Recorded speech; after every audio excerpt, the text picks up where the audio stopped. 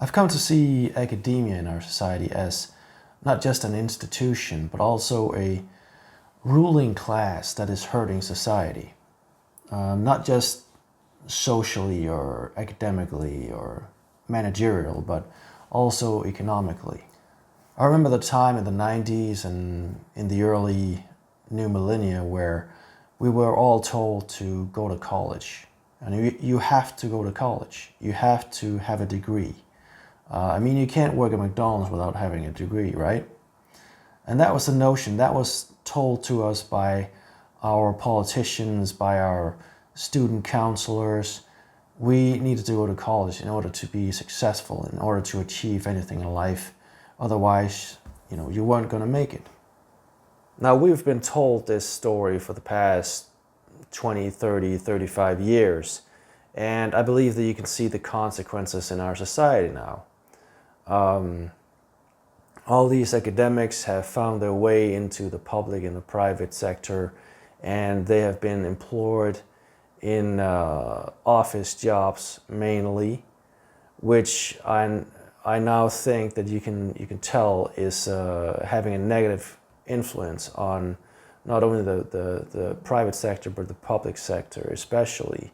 Now there's an American anthropologist named David Graeber who came out some years ago with his study of what he named pseudo jobs, which means jobs that don't really have a purpose. They don't really provide any meaningful service or has any intrinsic value to the people who perform these jobs or the people who are supposed to benefit from the function. And he dubbed this term bullshit jobs, simply because there was nothing behind these jobs. And I believe to a large extent that academics are the ones taking up these positions in both the public and the private sector. Now, personally, I have tried working under these academics, these managerial positions in both the private and the public sector. And it is my clear experience that there is a clear disconnect between the theory and the models and the ideas you get in an artificial environment, which university is, and the real world, where the manual labor is actually being carried out. Also, I believe that academia in the corporate world and in the public sector illustrates clearly what we've lost from the previous centuries, where you had people working their way up from the bottom of a corporation, of a company, learning the basics, and then rising to managerial levels where they still had the knowledge and the experience from the manual job and knew to a clear point how that company was what that company was based on, the manual labor, the actual production of the basis of the company. And as managers, they still knew this, and they had to respect that connection. They couldn't unsee it, they couldn't unlearn what they have been taught on the lower levels in the company. But today, now we have academics swooping in from the right, directly from university and into managerial positions in companies and institutions in both the public and the private sector, and they don't have any practical experience. They don't know anything about the company they're employed at. They don't have any practical experience. They have nothing to draw from when they're supposed to sit there and draw a new course for the company they work for, and when they're supposed to execute. And that's another thing they haven't been taught, to execute. They don't know anything practical, and they haven't been taught to execute. What they have are a lot of theories, a lot of books, a lot of managerial buzzwords and theories, but they don't have practical experience. And I believe that really shows at this point in time when you look at companies and the way they're run and the way that it affects people on the bottom, at the ground floor in these companies and institutions.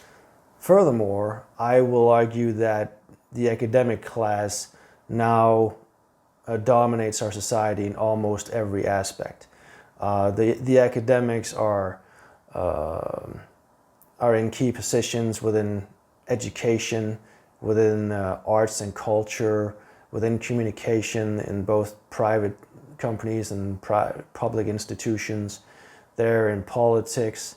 They're especially in the mainstream media, where they shape the narrative about our common society from their own worldview. I mean, today's society is basically, academics writing about academics for academics. There's really no other worldview, because the academic class has placed themselves on so many levels, in so many key positions, in so many institutions in our society. Our common narrative about ourselves as a people and as a country, a society, has become academic. And that's why this narrative lacks nuance.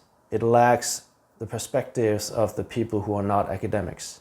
So if you're not an academic and you don't find yourself, if you can't locate yourself in this narrative about your society and about your people, then that might be the answer. It's simply because you're not included in that narrative. And as I said in the beginning, this problem is not just social and demographic, it's also economical. What we have is academia as a class that is coming out from the higher learning institutions, and they position themselves in well-paid jobs with influence on not just basic labor, but also in the public opinion and shaping legislation and our work culture as a whole. And furthermore, economically, they are, with their wages, getting a better position in society when it comes to countering inflation with their own household budgets, because they have a higher salary. They also have the money to position themselves in, for instance, the real estate market, where they have the money to pay the high prices on real estate, while people with lower salaries simply don't have the means to enter that market anymore. So the academics get to actually buy a ticket to the upper echelon of our society. And I believe that our society right now is splitting up into two.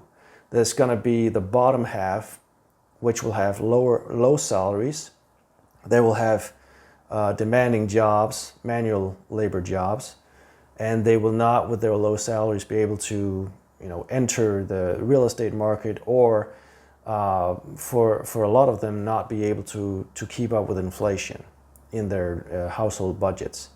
Meanwhile, the academics will place themselves in the upper level, which will rise further and further above the lower level in society through their higher salaries, which will be able to compete with inflation and still give these people the advantages to invest and save in our society. Plus, they'll be able to enter the real estate market and secure themselves with property, which can not only provide cash flow, but also make up for savings that they can later sell and then generate a profit from. Not to mention their access to investments in the stock market, where they'll be able to again put their savings and their resources for a future gain. So I really think that the academic class has become a problem. I think that the academic class is hurting society in more and more ways, and it's one of the key issues, I think, in order to solve not only the problems themselves, but also the narrative that the academic class is shaping about what our problems look like and what they consist of and how to solve them. I really think one of the problems, one of the challenges of dealing with the economical issues in our society is to deal with the academic class and its fabricated narrative. But let me know what you think. Put a comment in the comment section and let me know. And hopefully I'll get around to another video. Have a nice day.